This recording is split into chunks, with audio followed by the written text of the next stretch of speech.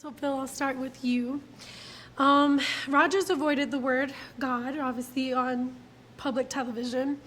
But A Beautiful Day in the Neighborhood, calling everyone his neighbor, that's a principle that we find in the Bible. Love your neighbor as you love yourself. You're a longtime friend of Rogers. Would you say that that's something he was intentional about doing with the show, using language and things that exuded his faith and to help others have faith? Yeah, Fred lived his faith. There was not a distinction in Fred's life. He felt that the program was his ministry, and he would always say, "I'm glad you can use our work." Fred intentionally lived what he believed was important to him. That's awesome. Yeah. Tom, I'll ask you this, and if anyone else wants to jump in, this is a very serious question, but I read an article recently. There's been a statistic that there's a spike in suicide and depression in children and preteens. And something that I saw in the film, and I'm assuming this is what happened in real life, is that he helped you process what you were feeling. We're in the information age, we're in social media era, where there's so much information coming at these kids, and they don't know how to do that. How would Fred Rogers talk to the kids today on processing all the stuff that they have access to and wanting to live and not go the other way? Well, you know, it's really hard being a kid today. I have a 16-year-old daughter, and you know, and I watch her, and you know, and a lot of people think, oh, kids are soft now, they're snowflakes.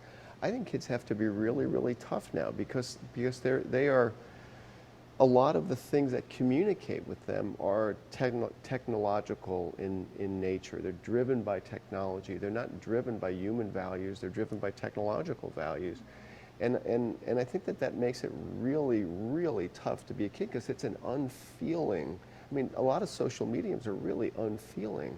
And so I think that Fred's example really just says, be more human. You know, listen, feel, slow down. I mean, all of those things are, I mean, Fred, the values that Fred spoke of, I mean, he had a lot of faith, but he spoke of human values, and he defended human values.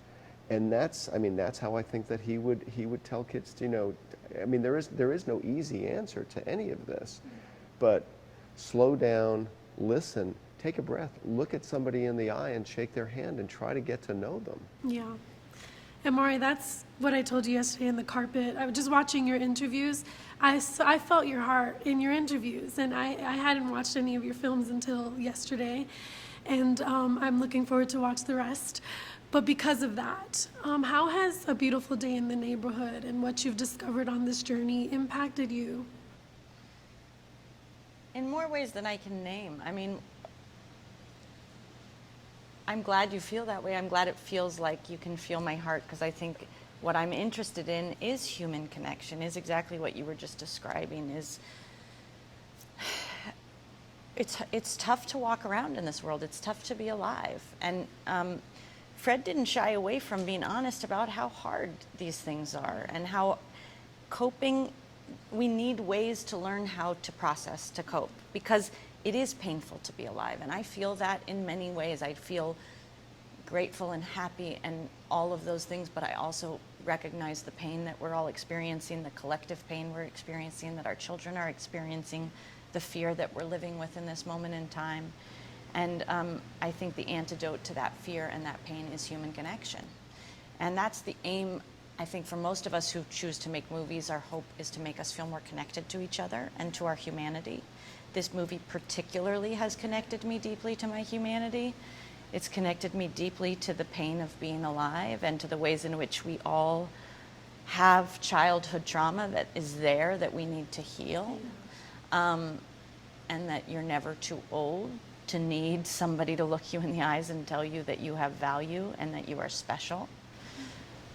Yeah. But I think, too, in the way I've watched you over the last year, yes, there is pain, but there are ways that you can resolve that pain, Yes. not only with yourself, but by just being present for the other person. Yeah. That is it's so much a part of this film. It is, and Thank it's you, a guys. beautiful lesson that Yeah, I've it is a gained great from lesson. this. It is really.